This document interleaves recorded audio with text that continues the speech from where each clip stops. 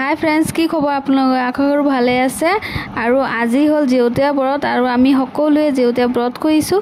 आरो আজি गय आसु कुआर पारत ए व्रतटु करिले कुआ पारते पूजा करे নহলে नदीर घाटत करे आरो আজি सुविधा हल जे कुआ पारते करिबले आरो आमी गय आसु कुआ पारत आपन भिडिओखनि चाले गम पाबो केनका की नियमटु करे बोलक आहकसु चाबो आया आमी कुआ पारत आही गलु সকলোৱে মানে 2-3 জনী মান আহিছো আৰু বাকি আছে সকলোৱে আহিবলে আমি আগতে ইমান ধুনিয়াকে সাফা চিকন কৰি ৰাখিছে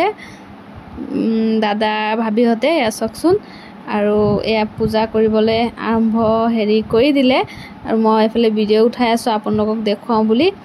এয়া আসকচোন আৰু এফালে দাদা এগাল বস্তা লৈ আহি গৈছে ইমান সুবিধা কৰি দিছে আমাক বহিবলে সকলোকে এসক এফালে পূজা ৰেডি হৈ আছে আৰু এফালে দাদা বস্তা সব লৈ আহিছে আৰু সকলে লাহে লাহে আহি গল আৰু এয়া সবে ৰেডি কৰি আছে আৰু এফালে ভাবিয়ে পানী উঠাই আছে এই পানী কুৱাৰ পানী দিয়ে ঘটিত পানী ৰাখি পূজাটো হয়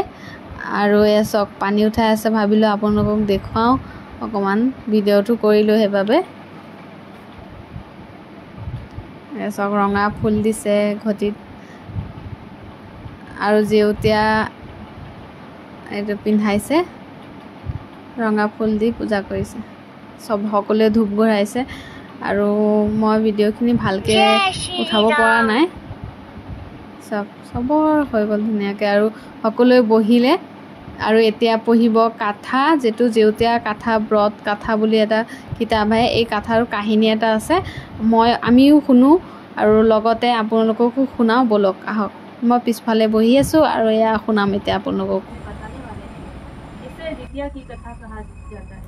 इसे जितिया और जीवित पुत्रिका के नाम से भी जाना जाता है। ये व्रत आम व्रत से काफी अलग होता है क्योंकि माँ अपने बेटे के लिए पूरे एक दिन तक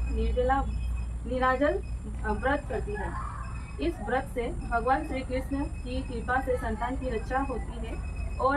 उसके जीवन की बाधाएं दूर होती है। जितिया का व्रत करने वाली महिलाओं को इस व्रत की कथा भी जरूर पढ़नी चाहिए। कहते हैं कि इस कथा के बिना व्रत अधूरा माना जाता है। आइए जितिया की पावन कथा हिंदी में पढ़ते हैं। कथा हेक होल আৰু সকলে লাহে লাহে উঠাই আছে আৰু সেৱা কৰি আকৌ এবাৰ দেখুৱাই দিছো फ्रेंड्स এসক ঘটিটো উঠাই লৈ অনা হৈছে ঘটিটো উঠাই আনিব লাগে আৰু বাকি সব ফুল